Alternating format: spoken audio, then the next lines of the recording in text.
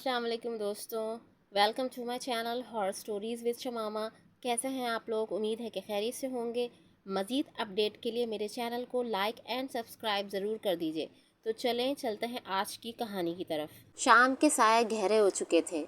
गांव के कच्चे रास्ते पर झाड़ियों से उलझती हवा एक अजीब खौफ का एहसास पैदा कर रही थी। कच्ची गलियों के आखिर में एक वीरान सी हवेली थी जिसे मकामी लोग बद्दुआ वाली हवेली कहते थे।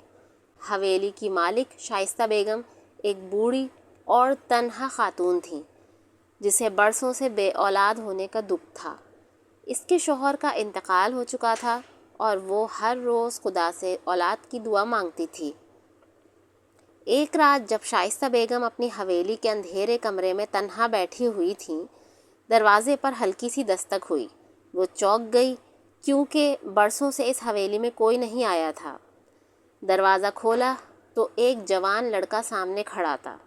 इसकी आंखों में अजीब सी चमक थी और चेहरे पर एक पुरस्कार मुस्कुराहट। मेरा नाम जाहिद है, लड़के ने कहा। मुझे पनाह चाहिए। शाइस्ता बेगम ने इसे घर के अंदर बुलाया और खाना पेश किया। लड़के की आंखों में कुछ ऐसा था जो शाइस्ता को उलझा रहा था, मगर फिर भी इसे एक अनजानी खुशी महसूस हुई, जैसे बरसों की तन्हाई ख़त्म हो रही हो। जाहिद कुछ दिनों के लिए हवेली में ठहर गया और शाइस्ता बेगम ने इससे अपने दिल की बातें की, अपने दुख बांटे और इसे अपना बेटा समझना शुरू कर दिया। चंद दिन बाद गांव के लोग अजीबो-गरीब बातें करने लगे।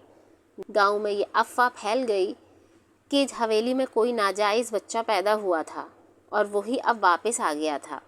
लोग कहते थे कि ये जाहिद दरअसल शाइस्ता बेगम का नाजायज़ बेटा है जो बरसों पहले गुम हो गया था। शाइस्ता बेगम ने इन बातों पर कान नहीं धरा, लेकिन जाहिद के साथ अजीब वाक़यात होना शुरू हो गए। एक रात शाइस्ता बेगम को ख्वाब आया जिसमें इसका मरहूम शौहर इसे डांट रहा था और कह रहा था कि ये बच्चा तेरा खून नहीं है, ये तेरे गुनाहों की सज़ा है। वो खौफज़दा होकर जागी और देखा कि जाहिद कमरे में नहीं था। हवेली के कोने कोने में इसे ढूंढने के बाद वो हवेली के पिछवाड़े गई, जहाँ इसे जाहिद एक पुरानी खबर के पास बैठा मिला। तुम यहाँ क्या कर रहे हो? शाइस्ता बेगम ने खौफज़दा होकर पूछा। जाहिद ने सर उठाया और मुस्कुराते हुए कहा, ये मेरी माँ की खबर है। शाइस्ता बेगम के कदम लड़खड़ा गए। ये क्या? ये कैसे हो सकता है? जाहिद ने सर्द लहजे में कहा, मैं तुम्हारी सज़ा हूँ। तुमने सालों पहले अपनी एक नौकरानी को कत्ल किया था। जब तुम्हें पता चला कि वो तुम्हारे शौहर के नाजायज़ बच्चे की माँ बनने वाली थी, आज वही बच्चा तुम्हारे सामने खड़ा है। तुमने जो बोया था वही काटने का वक्त आ गया है।